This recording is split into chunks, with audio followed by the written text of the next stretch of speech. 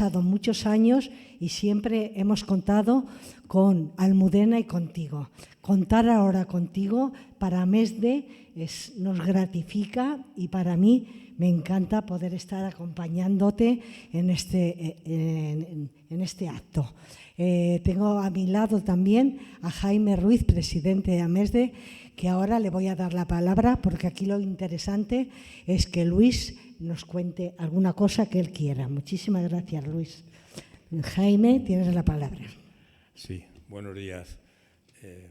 Perdonad el tema de los horarios y, como siempre, la situación. Luis, yo creo que está más ocupado que nunca con la cantidad de actos que tiene, pero lo bueno es que no se olvida de nosotros y todos los años pues cumple con su compromiso de, si puede, estar presente en el acto del taller de Amesde. Yo no me voy a extender, voy a decir dos cosas que tienen que ver con la realidad nuestra de la asociación. Una muy importante porque, como sabéis, en el desarrollo de la ley se ha creado el Consejo de Memoria Democrática a nivel estatal y debo deciros que Amesde está en ese consejo representado. Solamente hay 10 organizaciones a nivel estatal y hemos tenido yo creo que la suerte o lo que fuere, porque nunca se sabe todos los factores que influyen en esas decisiones que se toman. Yo creo que el reconocimiento a la labor de más de 20 años que llevamos trabajando los temas de la memoria. Pero bueno, esa es mi opinión particular. La otra, le he dicho a Luis que nos hablara en base a lo que íbamos a proyectar, de lo que creyera oportuno y conveniente, pero dejando tiempo luego para que tengamos las intervenciones que siempre se garantizan en los actos de Amesde. Así que yo, sin más, Luis, si te parece, te damos la palabra y haz uso como consideres oportuno. Bueno, muchísimas gracias por la presencia. Un gusto estar aquí en Amesde y sentirme parte de lo que significa Amesde, ¿no?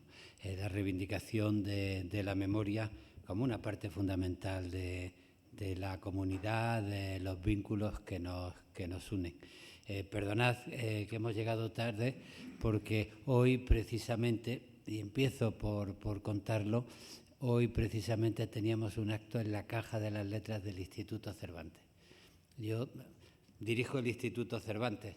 El otro día, preparando un texto de prólogo a una colección de artículos de una profesora, Eva Alcón, que ha sido durante años rectora de la Universidad Jaume I en Castelló y presidenta del Consejo de Rectores y Rectoras de las Universidades Españolas, leí una cosa que me gustó mucho, que el poder debe ser una forma de rebeldía.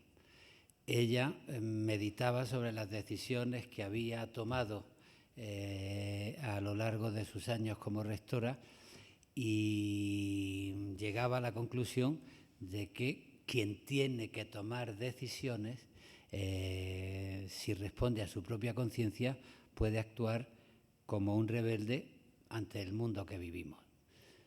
Por ejemplo, en un mundo que avasalla con las universidades privadas y con los centros privados y deja sin recursos a las universidades públicas, pues ser rectora de una universidad puede ser una manera de militar de manera rebelde frente a la liquidación de lo público en manos de los negocios privados, ¿no?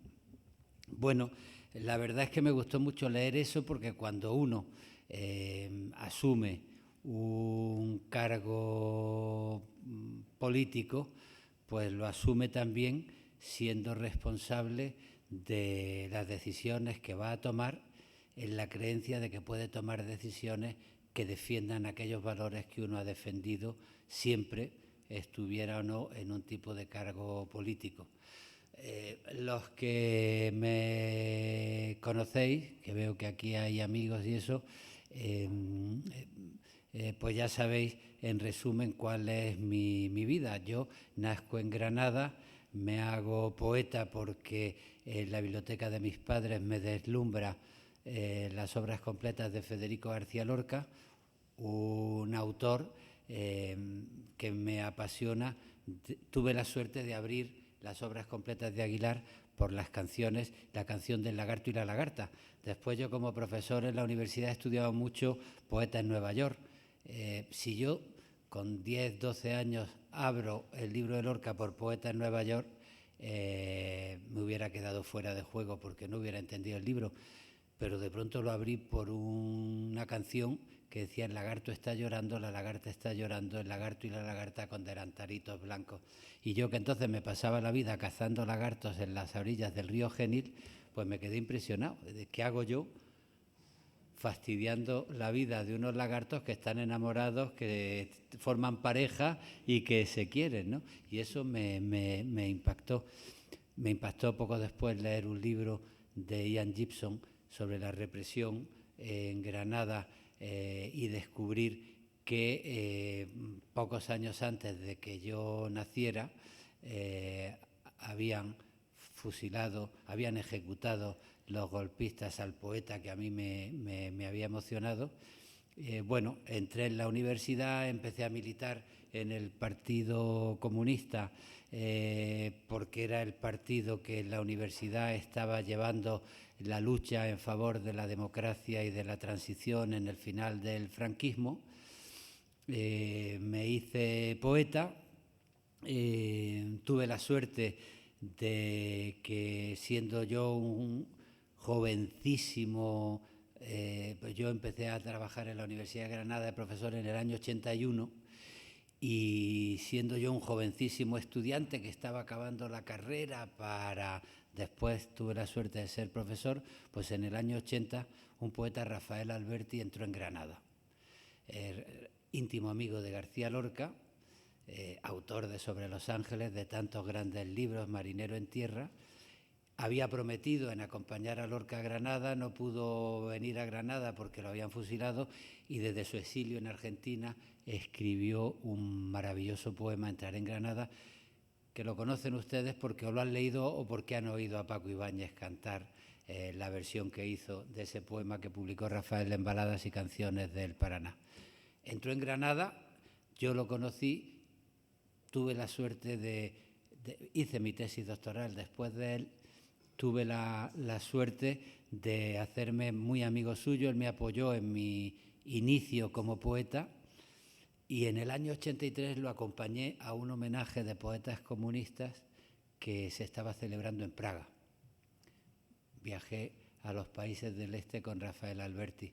Estuve 3 días con él allí, y a los 3 días me pregunta Rafael: ¿qué te está pareciendo? ¿Qué te está pareciendo? Y yo le dije: Rafael, me está pareciendo lo mismo que el franquismo, con el que yo he luchado desde que tengo uso de razón. Y leía a García Lorca. ¿Qué tonterías dices? ¿Qué tonterías dices? Bueno, éramos muy amigos, estuvimos haciendo bromas. A la entrega cuando ya nos íbamos, hicimos cola para recoger los billetes de vuelta. Yo le había estado haciendo bromas a Rafael porque en una discusión, en un foro, él había dicho que pensar que su bahía de Cádiz y su puerto de Santa María podía desaparecer en un minuto en una confrontación de misiles entre la base de Rota y las bases soviéticas, que le pareció una desesperación y que él rechazaba lo mismo los misiles rojos que los azules. Y yo le dije: Rafael, has metido la pata, esto aquí no gusta nada, ¿cómo van a pensar que es lo mismo los misiles rojos que los misiles azules? Nos pusimos en la cola para recoger el billete de vuelta, y yo dije: Luis García Montero. Enseguida me dieron mi billete. Él me había acompañado al billete de la gente común, de los que no éramos conocidos, los grandes maestros. Rafael era premio Lenin de la Paz, era la gran figura de la cultura comunista en Europa. Yo enseguida me di cuenta que tenía su propio servicio de atención al invitado, pero él, en la cola de las personas normales, dijo: Rafael Alberti. Y de pronto la señora se puso a buscar y no aparecía ningún billete de vuelta a Rafael Alberti. Y a mí se me ocurrió hacerle la broma. Ya te dije que eso de los misiles rojos aquí no iba a gustar. Tú de aquí no sales. ¿Qué tonterías dices? ¿Qué tonterías dices? La señora cada vez más nerviosa buscando el billete y no aparecía. ¡Que me dé usted el billete! No aparecía. Y de pronto me mira y dice, Luis, devuelve tu billete. Digo, ¿qué? De que devuelvas tu billete, que hasta que a mí no me den el billete tú no te vas de aquí. Bueno, cuento esto porque ese joven militante heredero de Alberti que yo era, pues cuando volvió después de conocer a los países del este, se sintió muy incómodo con lo que podía representar una palabra comunismo, que no tuviera que ver con la lucha por la democracia eurocomunista que se había representado en la transición española, sino que podía tener que ver con los países del este y con el estalinismo y con todo lo que había significado el uso de un buen sueño para legitimar una dictadura. Entonces, inmediatamente me di cuenta que había que hacer una alternativa y en el año 86 ayudé a poner en marcha una alternativa que se llamó Izquierda Unida. Dejé el carnet del Partido Comunista y tomé un carnet, el de Izquierda Unida, que conservo desde el año 1986, hace ahora 40 años. O sea que les estoy contando mi vida, pero para contarles que yo he vivido de cerca la política, me he dado cuenta que las ideas se corrompen.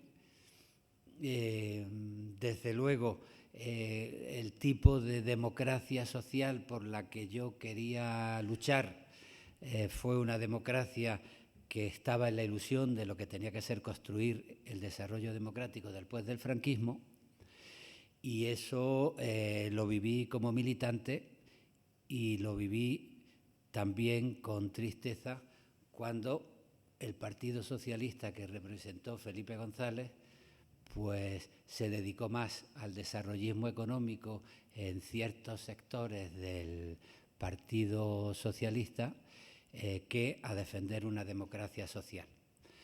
Por una serie de coyunturas, pues el Partido Socialista en un momento determinado después, a la hora de gobernar, necesita el apoyo de su izquierda y en ese sentido a mí me invitan Pedro Sánchez y Carmen Calvo a hacerme cargo de una Secretaría de Estado de la dirección del Instituto Cervantes y yo digo que sí. Y digo que sí, vuelvo al principio, porque creo que el poder se puede ejercer como una forma de rebeldía. Y porque me cansa mucho la gente que se cree muy pura, muy pura, muy pura y que está muy contenta de oírse, pero se desentiende de intentar hacer cosas y de solucionar problemas. Porque hay gente pura, somos todos gente muy, muy pura.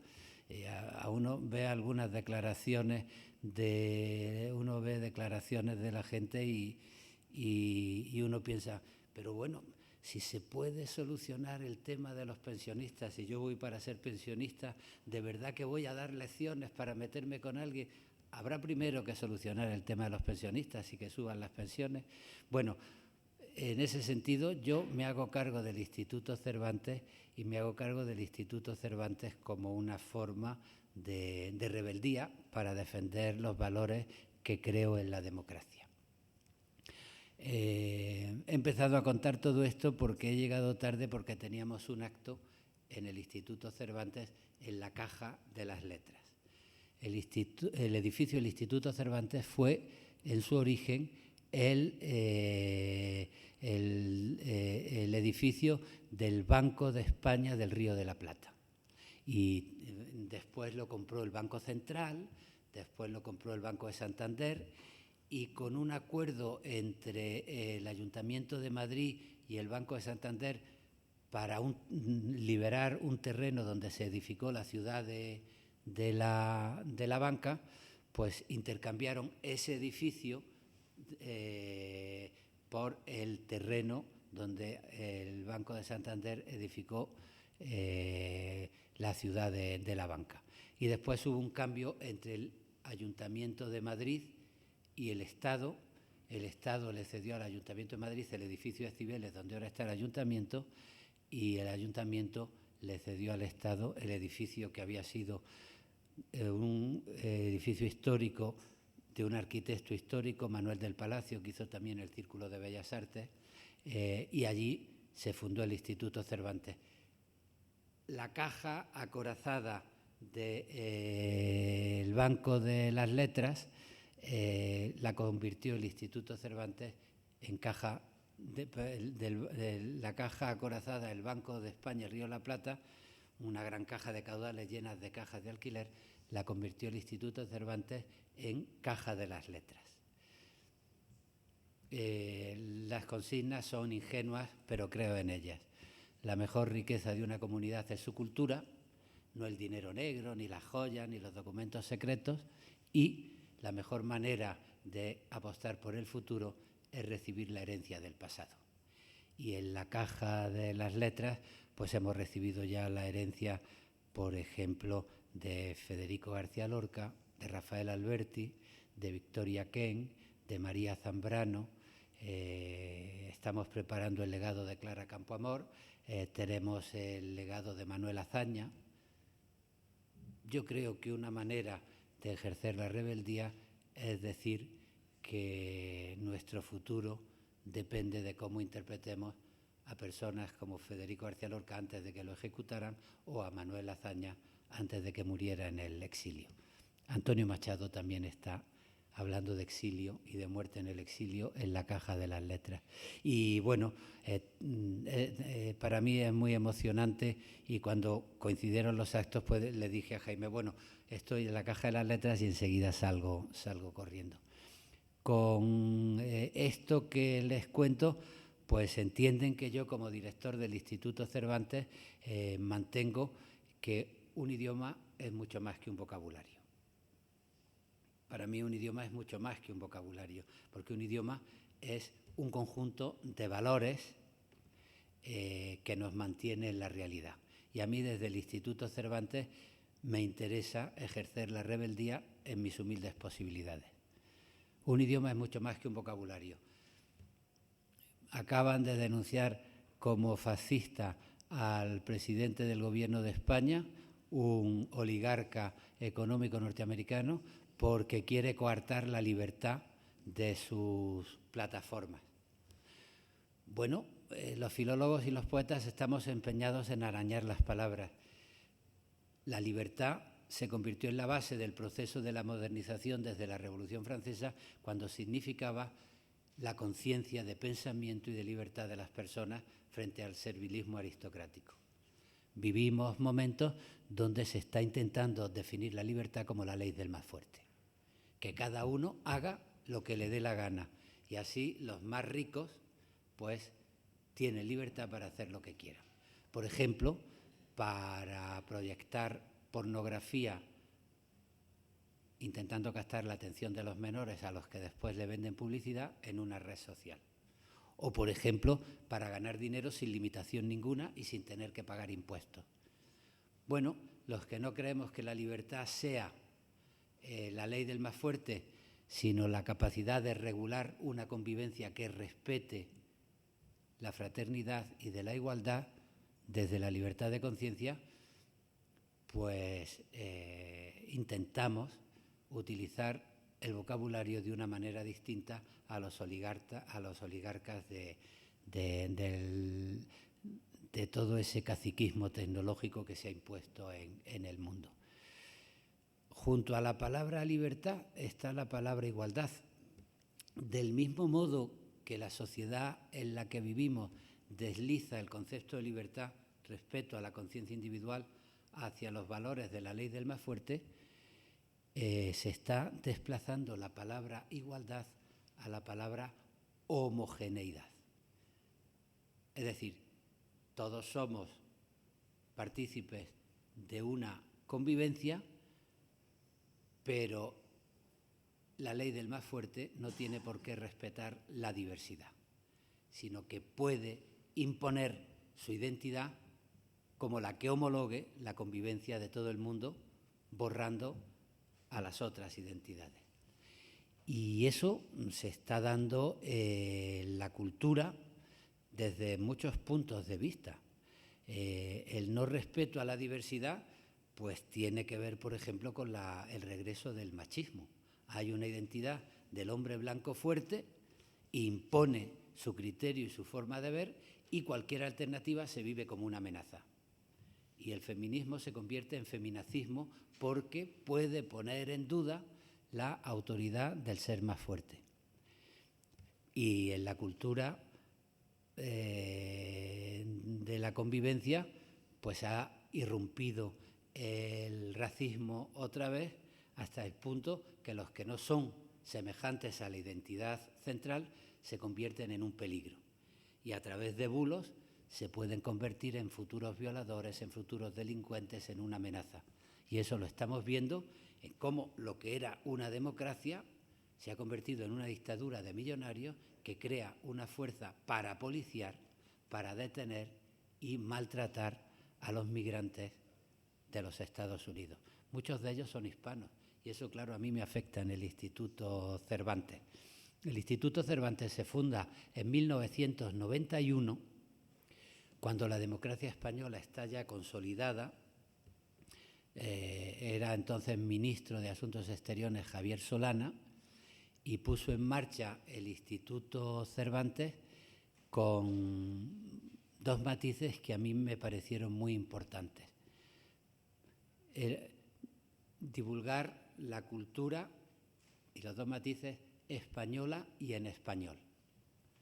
Al decir la cultura española, se estaba refiriendo a que aparte del español, en España conviven otras tradiciones que merecen ser respetadas en su diversidad. En concreto, el catalán, el gallego, el euskera y el español. Y la cultura en español significa que los españoles somos el 9% de un idioma que, según el último anuario del Cervantes, hablan ya 600 millones de personas. Entonces, participamos de una comunidad de 600 millones de personas donde solo somos el 9% y representamos una tradición que convive con otras tradiciones. Dentro de España, con el catalán, con el gallego, con el euskera. Fuera de España, pues con todas las lenguas indígenas que a lo largo de la historia se han mantenido y siguen como herencia funcionando en Latinoamérica. Bueno, actuar con rebeldía, pues a veces te crea problemas para los que quieren utilizar las lenguas como una seña de identidad autoritaria para enfrentar los unos a los otros. Y te crea problemas con los que de pronto quieren decir que el castellano es una amenaza en Cataluña. Y pero si todos los catalanes son bilingües, ¿de verdad que una lengua materna, incluso para los poetas como Joan Margarit, va a ser una amenaza en Cataluña? Y mucho peor es para los que creen que el catalán es una amenaza para España y que darle cancha al catalán es poner en duda el patriotismo español. Eso ocurre también en Latinoamérica, con las lenguas originales. Y uno choca también con la gente que en España quiere ir como si fuera el cacique del idioma español, diciendo desde Madrid cómo tienen que hablar los argentinos, los mexicanos, los uruguayos. Claro, yo soy lector, soy profesor de literatura. Uno de los libros que más recuerdo, por lo que me dedico, de Borges es El idioma de los argentinos. Y es un idioma donde se reía de los académicos españoles que querían decirle a los argentinos cómo se hablaba en Argentina. Y lo que decía Borges es: el español se hablará en Madrid como se habla en Madrid y en Buenos Aires como se habla en Buenos Aires.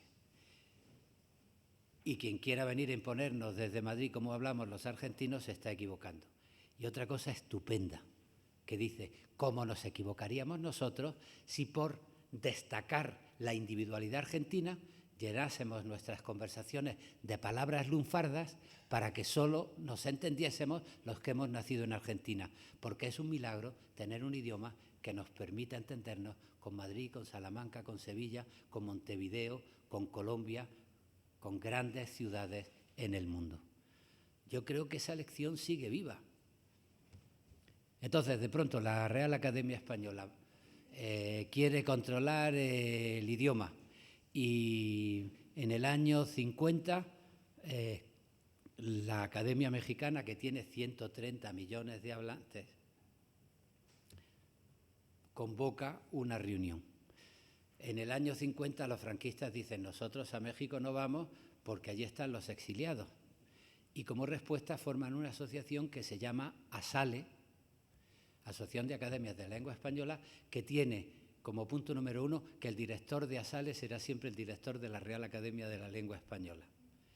Y como punto número 2, que él podrá nombrar tesorero para controlar las cuentas de las Academias de la Lengua en español.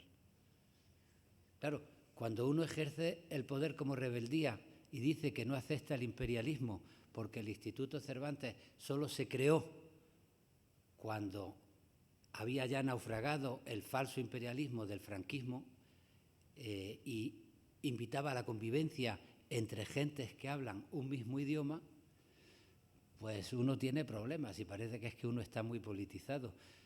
Pero es que los que creemos que la igualdad no es homogeneización, pues no tenemos más remedio que defender valores de la cultura que tengan que ver con el feminismo, pero también valores del idioma que tengan que ver con el respeto a la diversidad. Claro, yo soy de Granada, o sea que yo tengo la lección aprendida desde muy pequeño y como filólogo desde que leía Nebrija. No es que los andaluces hablemos peor que los de Salamanca, es que el español en Salamanca se habla como se habla en Salamanca y en Andalucía se habla como se habla en Andalucía. Bueno, pues el español de Buenos Aires se habla como se habla en Buenos Aires, el de Colombia se habla como en Colombia y además el español que se habla en Salamanca o en Andalucía forma parte de una comunidad donde hay otras lenguas como el catalán. Lenguas que, por las injusticias económicas, en los años 60 y 70, en mi juventud, tuvieron que verse obligados a aprender muchos andaluces que tuvieron que emigrar a Cataluña para ganarse la vida. Y como aparte de Rafael Alberti, pues yo he leído a otros poetas, por ejemplo a Jaime Gil de Viedma, catalán, que hablaba en castellano y escribía en castellano, pues me emociona cuando en su poesía se ríe de los que se meten con los andaluces por hablar español, creyéndose que saber catalán es más importante que saber español.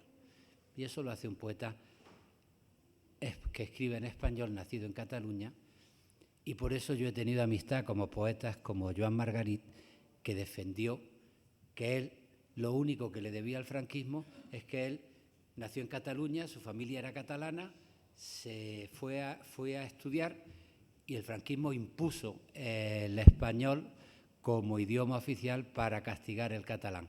Dice, yo desde luego hablo en catalán, escribo en catalán y reivindico mi derecho a defender el catalán, pero lo que no voy a hacer es a desperdiciar que por culpa del franquismo el español se convirtió en una segunda lengua materna y hoy siento el español una lengua mía tanto como la lengua catalana de mis padres. Me lo enseñaron en el colegio por culpa del franquismo, pero ya forma parte de mí. Ese respeto a la diversidad y a la experiencia histórica tiene que ver con la manera que nos planteamos la cultura. Y yo creo que es lo que está en la base de la gente que asume responsabilidades para defender frente al mundo en el que vivimos, que es un mundo que da miedo, que la libertad no es la ley del más fuerte, que la igualdad no puede ser homogeneización si queremos defender fragmentos de fraternidad frente a los discursos de odio. Y yo creo que la cultura en ese sentido es muy importante. Y recordar todo lo que ha sido el esfuerzo de la cultura por establecer diálogos de identidades, por defender la conciencia crítica, por defender los valores democráticos, es fundamental. Por eso me identifico con los movimientos de memoria histórica y por eso repito que la mejor manera de comprometernos con el futuro es saber heredar las mejores herencias del pasado. Y para terminar de contar mi vida, cuento una última cosa y me callo. El 30 de enero fui abuelo. Ya tenía una nieta, pero el 30 de enero mi hija Elisa, la hija pequeña que tuvimos Almudena y yo, tuvo una niña, Candela. No me afeito porque me fui mi hija, que es muy especial, está viviendo en Becerril de la Sierra y tiene 3 perras, y me he ido a vivir en Becerril de la Sierra y se me olvida siempre que voy a Madrid coger la máquina de afeitar para afeitarme en Becerril de la Sierra. Bueno, ya sé que es una simpleza, pero a veces las simplezas nos ayudan a entender el mundo. En un mundo que cansa tanto y en un mundo habitado por gente como Donald Trump o por la crispación que vivimos, cuando tienes en brazos a una niña recién nacida, pues comprendes que si la mejor herencia del pasado nos ayuda a comprometernos con el futuro, eso tiene sentido porque no podemos desligarnos del futuro y ejercemos para intentar hacer un mundo más habitable para las criaturas que están naciendo y que ahora están en nuestros brazos. De manera que la historia en su pasado, en su presente y en su futuro son una alianza, y eso una y otra vez es el eje fundamental de la cultura. Eso es lo que quería contaros de manera improvisada esta mañana, y ahora hablamos de lo que queráis.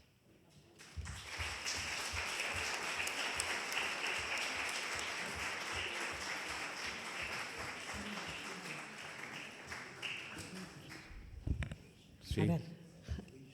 A ver, abrimos la sala para que hagáis las preguntas que queráis. Turno de palabra. Turno de palabra. Sin timidez, que no haya timidez. A ver, Cristelia. Muchas gracias, Luis.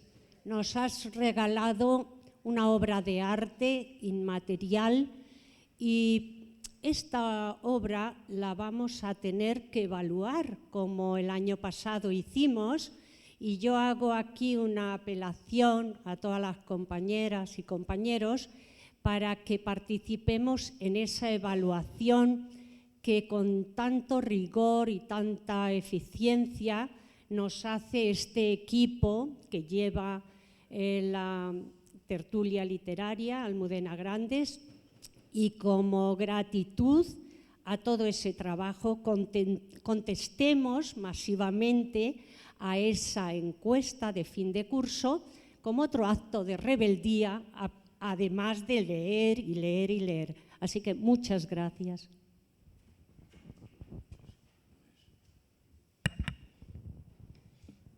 A ver, Olga.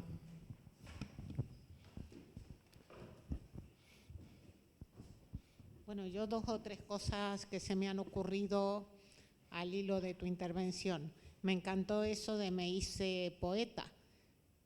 Bueno, yo soy muy materialista, pero sí creo en un toque del genio para los escritores, porque yo también leí muy joven a García Lorca y a García Márquez, y sin embargo no escribo poesía, o sea que te envidio mucho.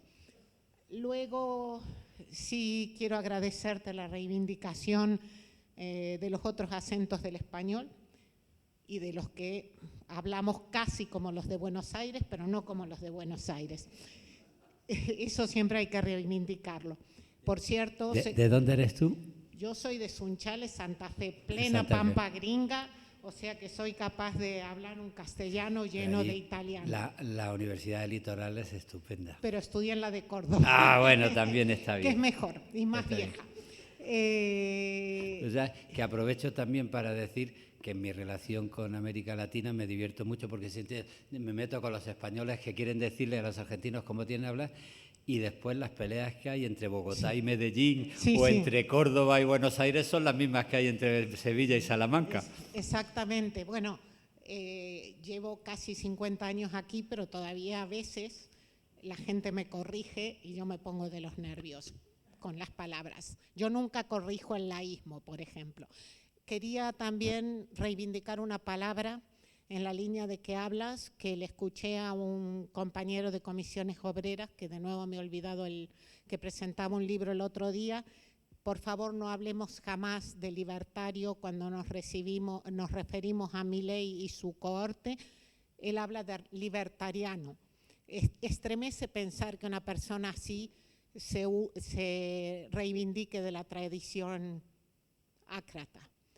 Y por último, este es un pedido que creo que a lo mejor a ti te escuchan más que a muchos de nosotros. Por favor, la unidad de la izquierda.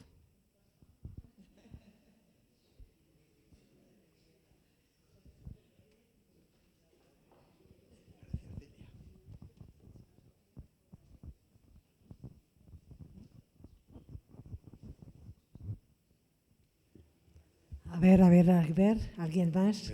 Si no, yo... No, yo creo que en ese sentido el respeto a la diversidad es muy importante, porque es lo que mantiene la unidad. Si es que eso ya se viene constatando desde siempre, que el sentir que puedes convivir solo es posible cuando hay un respeto a tu manera de ser, ¿no? Y eso es, en los estudios filológicos es fundamental. Y en el mundo en el que estamos viviendo, bueno, pues yo creo que es muy importante la unidad de la izquierda. Lo que tiene muy poco sentido, tal y como está el mundo, es que se pierdan los votos de la opción que está a la izquierda del PSOE en 5, 6 propuestas, que lo que significan es pérdida de posibles diputados, ¿no? Y a mí eso me parece fundamental, y por eso yo creo que todos tenemos ideales, pero nos desorientamos cuando acabamos simplemente sintiendo placer por escuchar lo que decimos, porque a lo mejor ahora lo que hay que defender es la sanidad pública, la educación pública, unas relaciones internacionales que defiendan el orgullo europeo frente a las tecnológicas norteamericanas, y, en fin, hay tantos debates sobre la mesa que yo creo que esa idea de la unidad es muy importante, porque es verdad que pienso yo que la única manera de ejercer una rebeldía que le haga daño al poder es tener un poder para tomar decisiones.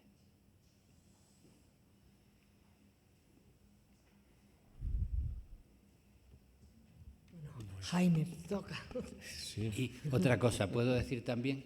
Otra cosa, porque claro, uno está acostumbrado a sentir, a escuchar, y cuando te estaba sintiendo a ti y hablando y te has acordado del año pasado, por una parte he tenido hacia afuera un sentimiento de gratitud, muchas gracias, y hacia adentro he pensado, uy, estuve el año pasado, no estaré repitiéndome demasiado de lo que dije el año pasado, pero son también los viajes de ida y vuelta que caben en las palabras, ¿no? No parece que se animen. Bueno, me animo yo entonces. Sí.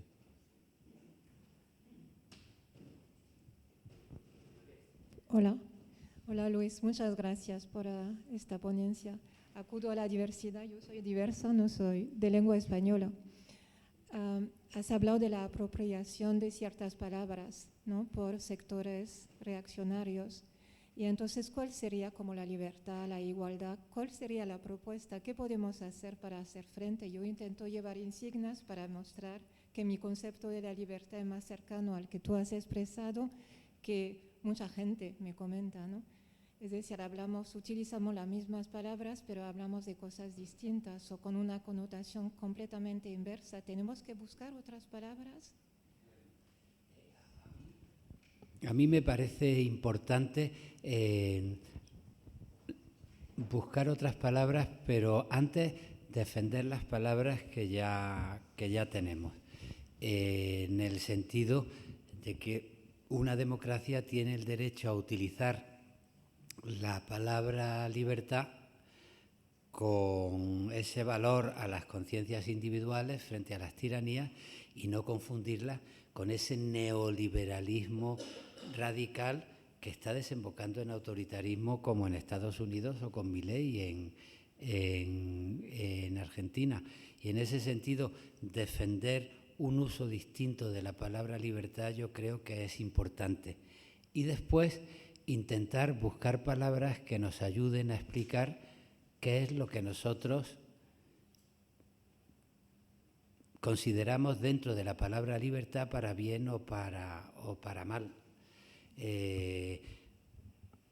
Por ejemplo, yo creo que no es un ataque a la libertad regular las redes sociales para evitar la manipulación de gente joven con basura pornográfica o manipular las ideas de la gente con bulos para que acaben justificando actitudes como la de Donald Trump.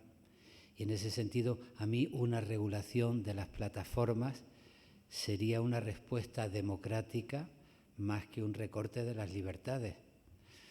Yo no creo que sea antidemocrático pedirle a los ricos que paguen más impuestos de lo que paga la gente normal. Hay que regular los movimientos de dinero, pues también hay que regular los movimientos de comunicaciones que sustituyen la información objetiva por la comunicación de bulos. Yo creo que eso es importante. Y después, la palabra igualdad, pues evitar creer en la homologación para facilitar los derechos cívicos que nos hacen ciudadanos. Y en ese sentido, pues llegar a la gente y defender la educación, que es la que permite en un espacio público una raíz de igualdad que desde la propia infancia queda destrozada si hay una diferencia entre colegios para élites y colegios para pobres, pues es fundamental. O defender la sanidad pública es que es fundamental. Y ahí es donde yo me planteo el verdadero debate de la democracia y también la importancia de la memoria de las luchas sociales. La democracia se impuso coartando los privilegios de la aristocracia. Y yo creo que es muy importante defender el derecho democrático a coartar los privilegios de las nuevas aristocracias. Porque a mí lo que me preocupa no es que existan gentes como Trump, porque gente como Trump ha existido a lo largo de la historia siempre, pero siempre. Y gente, pues imagínate, como Hitler o gente como Benito Mussolini. Ahora leía el último libro que va a publicar ahora Luis Landero, y hay una figura de Mussolini, la típica, en jarras en el balcón, diciéndole a los italianos: os regalo una guerra. En medio, y hay una defensa, es decir, parece que una sociedad tranquila, canosa, donde no hay grandes arrebatos, que es malísima y que hay que animarla con grandes barbaridades que es lo que están haciendo las redes sociales. Y para movilizar a la gente, pues sale un individuo y dice: os declaro una guerra, os declaro un odio, y la gente se suma a eso más que a la convivencia pacífica y aburrida de las condiciones de la igualdad, ¿no? Y por eso, a mí, más que exista gente como Mussolini o como Isabel Ayuso, me asusta que la gente los vote, porque eso es lo que pone en peligro la democracia. Es decir, hay una señora que liquida la sanidad pública, que los fondos que da el Estado para apoyar a las víctimas de violencia de género se los lleva para otros terrenos y deja a las víctimas sin apoyo, que desatiende las residencias de ancianos hasta el punto de que en plena pandemia provoca la muerte de mucha gente que igual moría, pero tenía derecho a ser atendida. Y mucha de la gente, según los cálculos, pues 2.000, 2.500 personas se podían haber salvado. Que está llevándose el dinero de la sanidad pública a la empresa de su marido, que es una empresa privada que se llama Quirón, que dice que es patriota y apoya a Donald Trump, que es el que está arremetiendo contra Europa y contra España. A mí, que exista una señora que se llama Ayuso, no me preocupa, porque en la historia ha habido muchos personajes incluso peor que Ayuso. Pero que la gente lo vote es lo que me interpela. ¿Qué podemos hacer con una democracia? Y yo creo que es fundamental llevar a la gente lo que hay en las palabras. Y que la palabra libertad pues sea la palabra de una conciencia individual formada en una educación pública en condiciones de igualdad, para no estar sometido a los bulos que después extienden los medios de comunicación sostenidos por el cacique que quiere imponer sus intereses. Y hay que decirle a la gente que a la hora de votar está decidiendo si va a tener una nieta, que la atiendan bien en un hospital o que no la atiendan. Y hay que decirle a la gente que en las palabras está la vida cotidiana. Y el problema que tenemos ahora es que las palabras de la política se han alejado de la vida cotidiana porque está ganando un impulso muy interesado, dirigido desde las élites, y es que todos los políticos son iguales, son ladrones, son mentirosos, están aferrados a sus cargos y lo único que quieren es ganar dinero y robar a la gente. Y están consiguiendo que la gente se desatienda de la política. Si yo he empezado diciendo que creo que el poder es un ejercicio de rebeldía, es porque frente a mí, cada vez que escribo un artículo me machacan en las redes sociales. Pero a mí me gusta decir que estoy orgulloso que me machaquen y que estoy aferrado al poder porque lo que quiero es defender la democracia frente a los destructores de la democracia. Hay que reivindicar la política acercando lo que hay dentro de la palabra política, igualdad, libertad, a la vida cotidiana de la gente. ¿Sí? Eliseo, venga. Espera.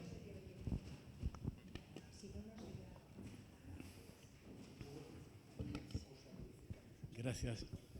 Vale. Sí, tú.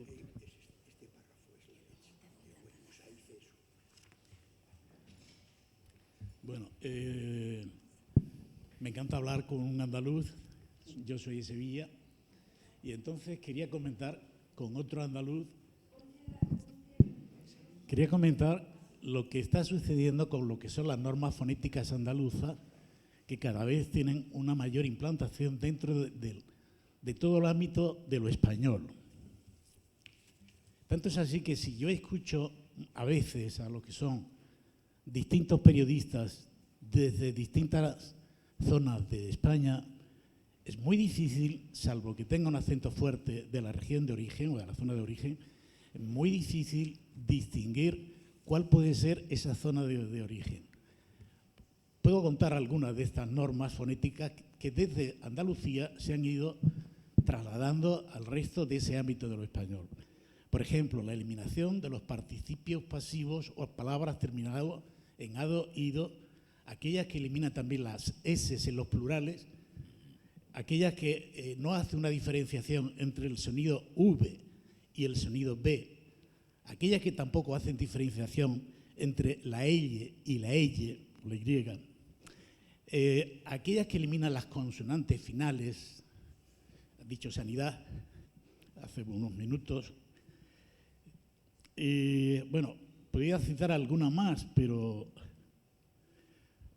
son normas fonéticas que desde Andalucía se están trasladando a todo ese ámbito en el que yo cada vez me cuesta más trabajo distinguir si alguno de mis antiguos alumnos, que está ahora mismo desde algún medio, es de una región o de otra, porque inclusive en Madrid, aquel acento que todavía escuchamos a veces en las zarzuelas, ese acento también ha desaparecido en Madrid. En Madrid son esas normas fonéticas andaluzas las que son dominantes. Sí. Entonces, de andaluz a andaluz, quisiera preguntarte qué opinas de esta fortísima dinámica que surge de allí, de Andalucía. Bueno, mira, yo creo que hay que ser muy conscientes de que el idioma está vivo y que el idioma cambia poco a poco, porque si no seguiríamos todos hablando el latín. Que, por cierto, aprovecho para decir que el español surge en la zona navarra que hablaba euskera para poder entenderse con otras zonas que evolucionaban del latín. Por eso, cuando a veces hay dudas sobre si hay que llamar español o castellano español, a mí me gusta decir que el español no nació en Castilla, que evolucionó hacia Castilla, pero nació en Navarra, porque la convivencia idiomática es fundamental y el idioma está vivo. Yo creo que durante un tiempo, para hablar en la televisión o en la radio, se exigía, en los años 50, 60, que el locutor tuviese una pronunciación perfecta según una norma y que se obligaba a los locutores andaluces a disfrazar su pronunciación natural para no comerse las eses al final de las palabras o mantener los participios o la de al final. Y eso después yo creo que fue sustituido por la idea de que hay que convivir con la diversidad. Y ahí la dialectología ha jugado un papel muy importante, porque también en Andalucía ya se sabe que los sevillanos no hablan exactamente lo mismo que los granadinos, o que los gaditanos no hablan exactamente lo mismo que los de Jaén. Los de Jaén tienen una jota que yo no tengo, por ejemplo, ¿no? Y entonces, la convivencia invita al respeto a la diversidad. Y en ese sentido, pues está bien. Y en la evolución libre del idioma, lo que pasa es que hay normas que en la evolución tienen privilegio. Buena parte del español de Latinoamérica se parece mucho más al español de Sevilla o de Cádiz que al español de Salamanca, porque la evolución no es solo porque hubiera migrantes gaditanos, sino porque en la evolución del español ese tipo de pronunciaciones se impone. Y yo creo que eso tiene que ver, además de que los andaluces somos 8 millones de hablantes, que es un peso importante en la comunidad, pues tenemos un idioma que ha evolucionado de acuerdo con las normas que ahora se llevan en la viveza del idioma y en la pronunciación, y por eso hay gente que fuera de Andalucía empieza a pronunciar palabras como se pronunciaban antes en Andalucía y sonaban más mal en un micrófono de radio.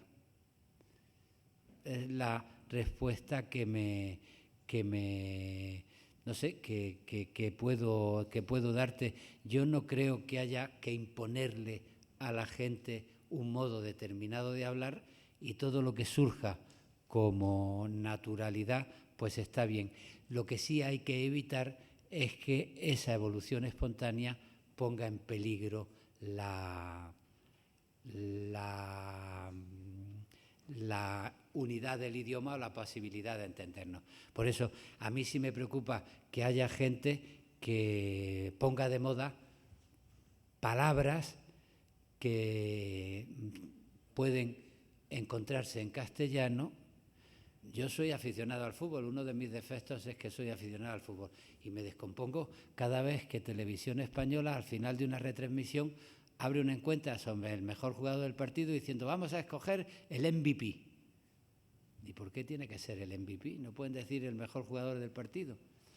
Y entonces sí me parece que hay que ser, por ejemplo, y aconsejo que cuando haya una palabra en nuestro idioma que pueda utilizarse, pues no creerse más listo por utilizar una palabra en inglés, por ejemplo, ¿no? o unas siglas que provengan de otros idiomas. Pero en lo de la libertad espontánea yo creo que eso, había un estupendo dialectólogo en la Universidad de Granada, don Manuel Alvar, que fue director de la Real Academia y que defendió la dialectología como una manera de conocer de qué manera los hablantes se acercan a una lengua, ¿no?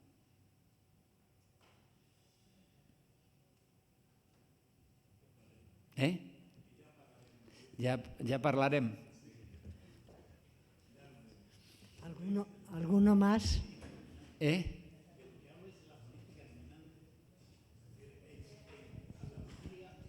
A ver. Concha. ¿Quieres hablar? Gracias. Digo que en Andalucía teníamos un presentador que fue quien hizo la presentación de la llegada del hombre a la luna. Se llamó Jesús Hermida y era alguien que intentaba hablar tal como aparece el lenguaje escrito. Él no decía Sevilla, como lo digo yo, él decía Sevilla. Entonces… sí, tienes razón, era la norma entonces, ¿no? Era la norma y era también, como tú dices muy bien, era una imposición que existía desde el Estado para crear una norma homogénea que al final no existió nunca. Sabes que en la misma Sevilla tenemos dos formas de expresarnos, uno el ceseo y otro el seseo. Claro. Y aun a pesar de todo, con el seseo y el ceseo dentro de esas normas de pronunciación, pues también se van a dar estas otras normas fonéticas. Lo dirás con S o lo dirás con C, sí, pero vas a tener la misma norma fonética. Y es esa norma fonética la que yo te estoy diciendo que se está trasladando al resto del ámbito de lo español. Sí. Es decir, empiezas a oír a gente mexicana que sí puede tener ese ritmo, ese acento, pero que lo que es la norma fonética es la misma. Porque es la economía del lenguaje. La economía es lo que marca todo. El lenguaje vivo. En zonas de Andalucía sigue siendo más potenciado que en otras zonas, pero la evolución natural del lenguaje va ahí. Siempre algunos amigos míos hacen bromas, por ejemplo, con otro amigo de Lucena, y dicen, ¿y tú por qué sabes que yo soy de Lucena? Bueno, ahí hay una expresión del seseo que no es la misma que fonéticamente se da en otras zonas, ¿no? Pero que la economía del lenguaje evoluciona hacia allí.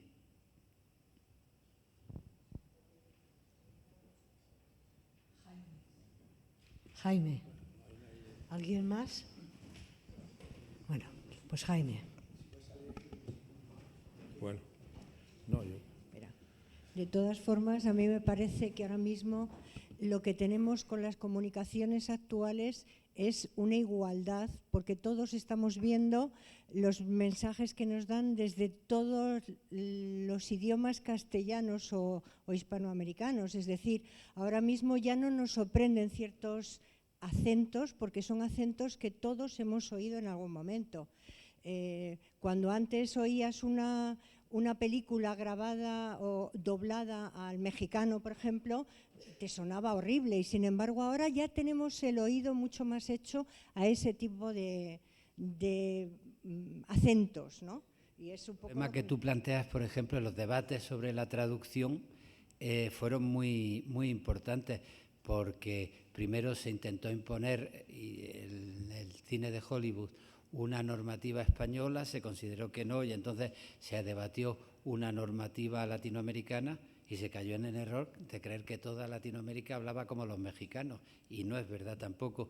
Y en las traducciones y en las versiones cinematográficas ya se ha apostado más, incluso más que por un idioma neutro que no conmueve a la gente, por respetar los tonos de cada cual, ¿no? Y sí, no nos sorprendemos de la pronunciación, ni nos sorprendemos tampoco cuando nos llaman pelotudos. O gallegos. De todas formas, yo tengo una cuñada de Albacete y te aseguro que hay veces que no la entiendo absolutamente nada, porque utiliza unas palabras rarísimas para mí. Pero bueno.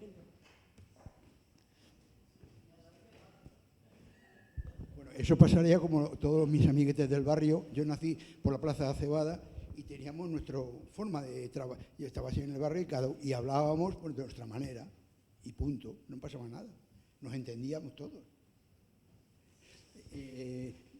Bueno, es que le pasaba aquí a Luis un trozo, no sé si te parece bien, de Carlos Hernández, de la carta póstuma o la carta del más allá, creo que le llaman, no me acuerdo ahora, pero carta póstuma en total, de Carlos Hernández con relación a lo que antes hemos hablado sobre la unión de la izquierda, sobre los políticos. Entonces, hay un párrafo que me parece que es brutal de él, y si no, bueno, Luis, si quieres.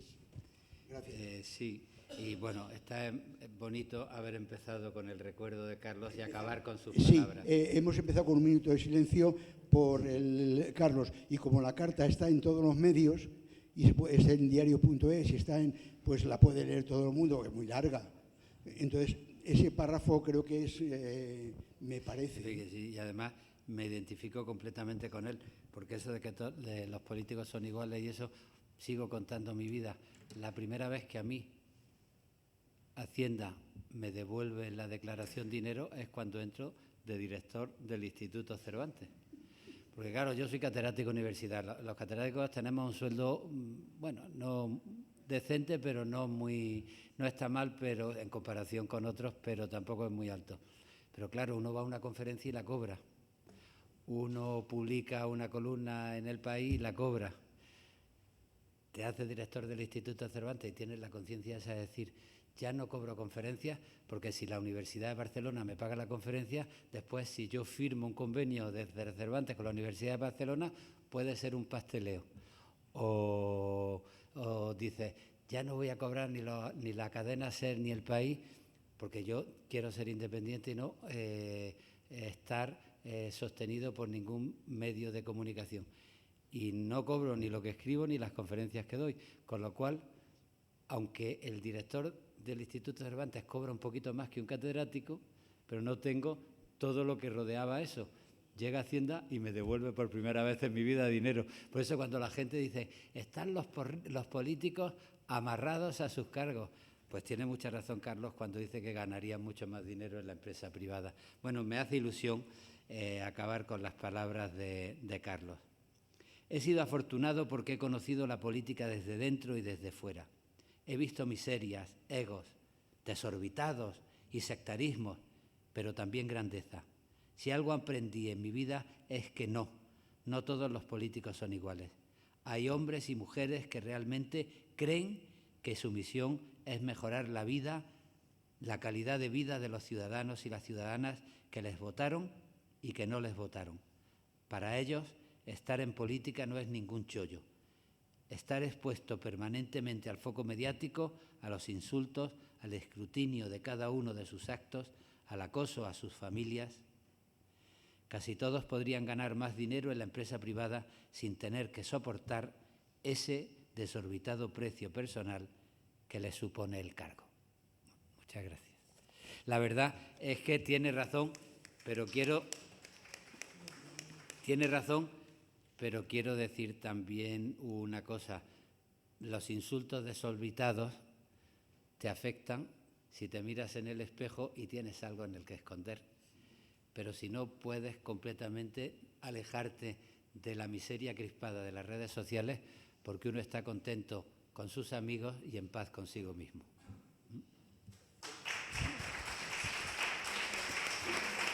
¿Me das una copia? No. Bueno, vamos a ir concluyendo sin extender más. ¿Tú quieres intervenir? Sí. Amparo, sí. Bueno, ¿conocéis a Amparo Climent? Sí, hola, que buenos es días. La presidenta de Arte y Memoria. De la asociación, sí. Bueno, solamente felicitarte por la charla tan estupenda que nos has dado y la verdad es que solamente pues transmitir lo que todos pensamos y nos preocupa, ¿no? Que es esa utilización del lenguaje, ¿no? Cómo las palabras en boca de otras personas cobran un sentido distinto o transmiten un sentido distinto, ¿no?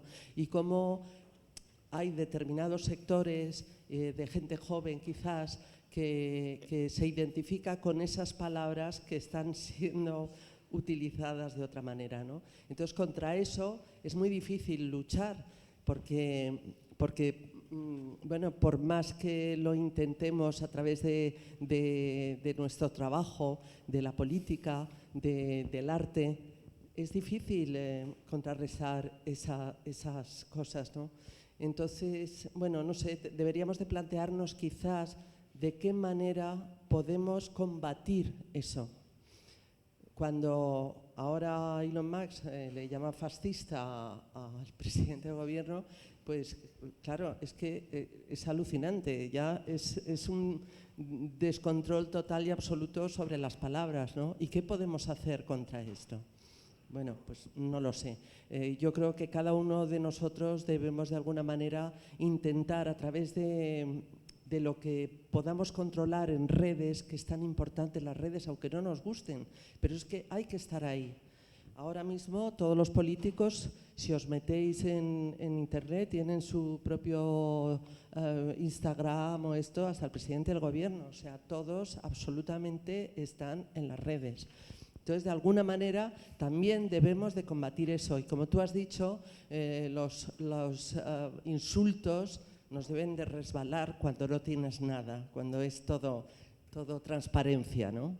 Y bueno, solamente quería aportar que efectivamente que yo creo que cuando se hablaba durante una época, se utilizaban el andaluz o el gallego, siempre ha sido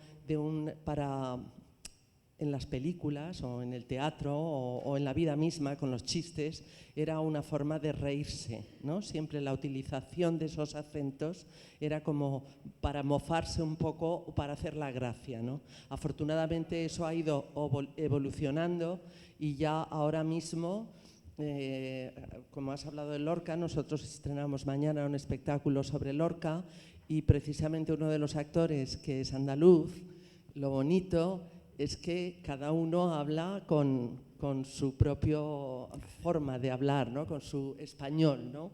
Y entonces es una maravilla escucharlos, ¿no? Y creo que efectivamente en el doblaje se utilizó esa forma de trabajar y aún ahora te puedo decir que en las escuelas, yo soy profesora en una escuela y precisamente viene mucha gente de otros lugares y siempre yo intento no corregir eso, pero hay un sistema que te dice, no, es que hay que hablar, quitarles el acento. Entonces, claro, es muy complicado, ¿no? Pero efectivamente cada vez se hace menos, pero sigue existiendo. Gracias, Luis. Puedo decir una cosa solo, que es, ahondando en lo que decía Amparo, es un insulto que lo dicen comunista. Oiga, mire usted, el comunismo es una ideología política que tiene unos principios que hay que conocer. Yo me acuerdo, donde vamos a comer habitualmente, le pregunté, dice, no, es que han venido muy raros aquí con una bandera, era una bandera republicana, y era gente del CAUM.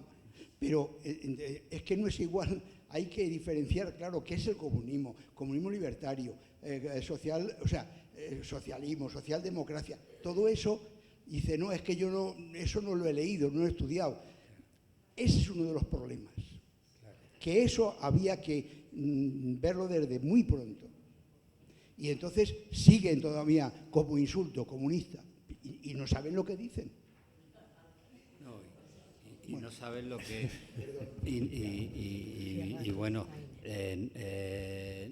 y no saben lo que ha significado la historia de la militancia comunista en la lucha por la democracia española. Claro, a mí me llaman comunista en una red y no me siento ofendido. Si voy a un sitio que están defendiendo el estalinismo, si le digo, no me llamo usted comunista, pero si a mí me llaman, sigo contando mi vida.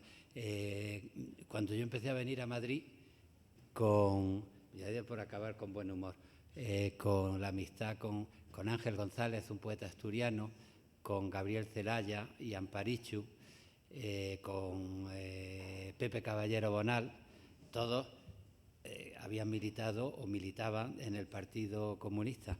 Y había un bar en Madrid que se llamaba El Comunista. ¿Conocéis El Comunista? Pues la primera vez que yo llegué con Gabriel, con Amparo, con Ángel y con Pepe al Comunista, el dueño les dijo: hacemos como siempre, yo invito a comer y ustedes pagan las copas. Y digo, bueno, estoy llegando a un buen sitio porque se bebía bien en ese ámbito de gente que arriesgó mucho en la vida, y si a mí me identifican llamándome comunista con ellos, yo estoy muy orgulloso. La mujer se llama Paula y el marido, ¿cómo se llamaba? Lo que ocurre es que lo usan como insulto, sin saber qué, ni por qué. Claro. El lenguaje... Bueno.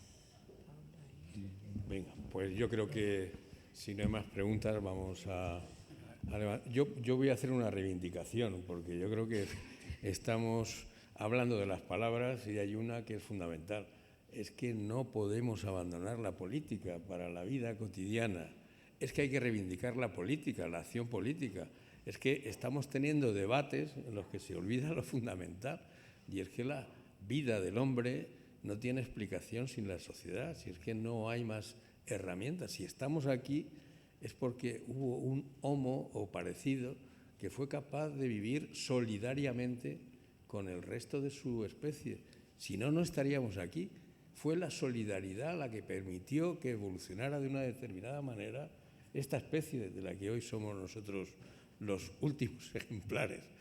Es que es la clave. No se entiende la vida de una persona que nace sin terminar de hacerse. No se entiende la vida de una persona que sabe que tiene que ayudar a que los demás vivan y vivan en condiciones de dignidad.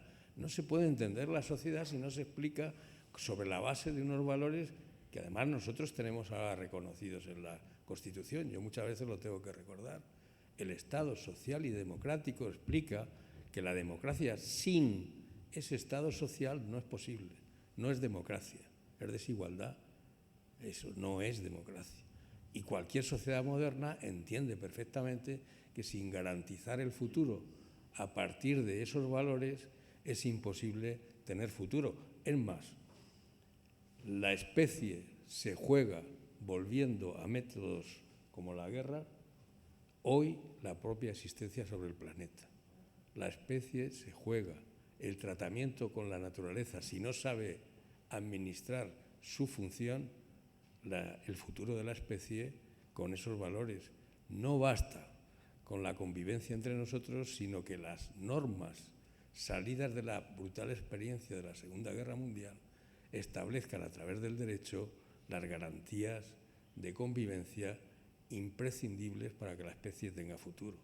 Es decir, nos estamos jugando algo más que la existencia o no de conflictos, sino la resolución de conflictos no pueden hacerse de determinada manera ya en el horizonte que tenemos de futuro para la humanidad. Y por terminar, desde Amesde, pues hacemos un gesto solidario entre nosotros para poder trabajar temas que nos interesan, volcar en la sociedad, colaborar con los demás y sacar al futuro, porque la identidad sin memoria no existe. Y los valores conquistados, si no se defienden, se pierden. Así que os animo a manteneros con nosotros y nosotros con vosotros para seguir adelante en esta pelea que nunca terminará. Muchas gracias, Luis. Luis, te esperamos el próximo curso. ¿Me dejáis un momento que os invite para esta tarde en el Ateneo a las 7 en la sala Ramón y Cajal, Inteligencia Artificial y Educación? Amparo, yo quería que invitases para mañana a la obra de García Lorca. Acércate, Amparo, invítanos y dinos dónde y a qué hora. Todo el mes de febrero, Lorca, en teatro. Bueno, solamente muchas gracias Goyi, pero bueno, es que, bueno, solamente que mañana estrenamos en la Sala Azarte que es una sala de teatro pequeña, pero muy acogedora, una obra que se llama Lorca, la voz de un poeta. Y bueno, pues sí, lo hacen 3 chicos jóvenes, 2 actores, una actriz y una pianista, y creo que es un homenaje muy, muy bonito a Lorca. Gracias.